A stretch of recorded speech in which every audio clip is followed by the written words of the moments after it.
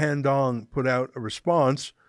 He said, in part, "I strongly reject the insinuations in media reporting that allege I have played a role in offshore interference in these processes and will defend vigorously against such inaccurate and irresponsible claims. And I will support all fact-based efforts from parliamentarians to investigate alleged offshore interference and, if called upon, look forward to refuting these anonymous and unverified allegations."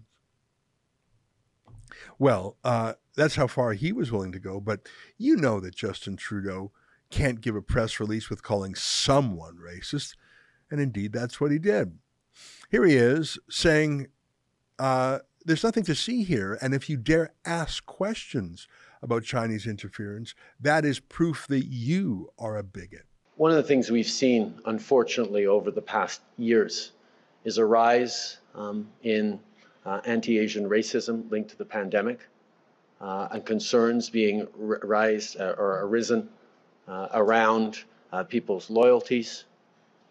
I want to make everyone understand fully that Han Dong is an outstanding member of our team, and suggestions that he is somehow not loyal to Canada should not be entertained.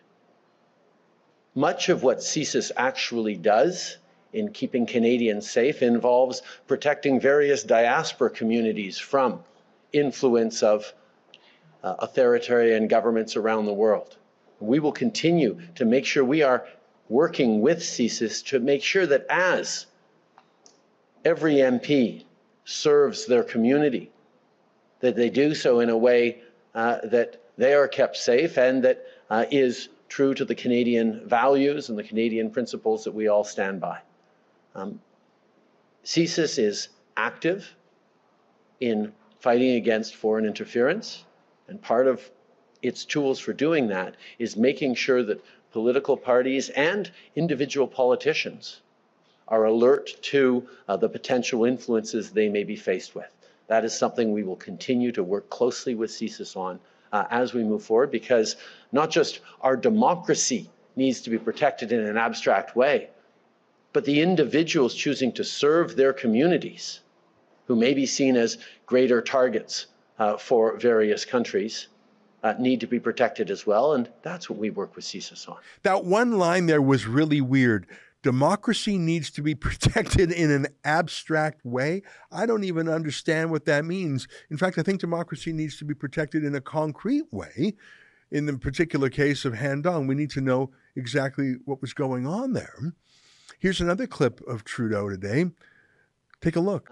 As you well know, in the run-up to the 2019 election, Canadians had already seen, from challenges to democracies like France or the United States, the role that foreign interference was potentially playing and a potential threat to our democracies. That's why in Canada in early 2019, we stood up both an intelligence task force and a high-level panel consisting of top public servants to be able to ensure that the integrity of our elections is not compromised by foreign interference. Good news, obviously, is that they determined that both in the 2019 and the 2021 elections, our election integrity held. That doesn't mean that we are not faced on an ongoing basis by attempts at interference in our democracies, both during and before and after and ongoing around the writ period and otherwise. That's why we're continually improving and learning how to better keep Canadians safe and to keep our democracy safe. After the 2019 election, which was the first time we stood up the panel, there were a number of recommendations that we moved forward on.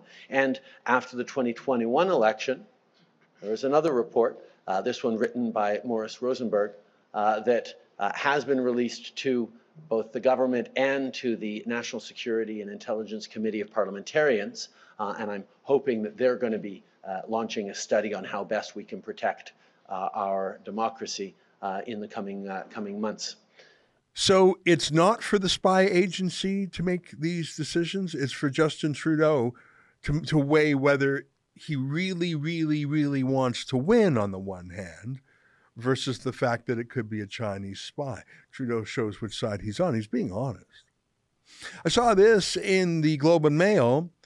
Let me read the headline to you. Former Trudeau advisors call for public inquiry into China's election interference. The Globe and Mail has been doing good work on this. Also, I find it unusual that I'm praising the mainstream media so much. Former Trudeau advisors call for public inquiry into China's election interference. Let me read a little bit. Two former advisors to Prime Minister Justin Trudeau, as well as the leader of the New Democrats, say that a nonpartisan public inquiry into Chinese state-directed interference into the 2019 and 2021 federal elections is warranted. Get this, though. However, Ward Elcock, a former director of the Canadian Security Intelligence Service, that's CSIS, said he doesn't back such an inquiry because national security restrictions would mean that important testimony would have to be conducted in secret, and many of the details and evidence could never be revealed to Canadians, as in he's saying it's so much worse than you even know. Most of those hearings are not going to be public, Mr. Elcock said in an interview with the Globe and Mail on Sunday. I would like to know what's in the public domain, but I think just like the Trucker Commission of Inquiry, the important stuff would be kept secret. That was an excerpt from the Ezra Levant show. I'm Ezra Levant. Every weekday, I do a monologue about the topic of the day. Then I interview a fascinating guest either in studio or via Skype. And then I read your mail, whether it's fan mail or hate mail, which is sometimes even more interesting. This is on our premium service, though, called Rebel News Plus.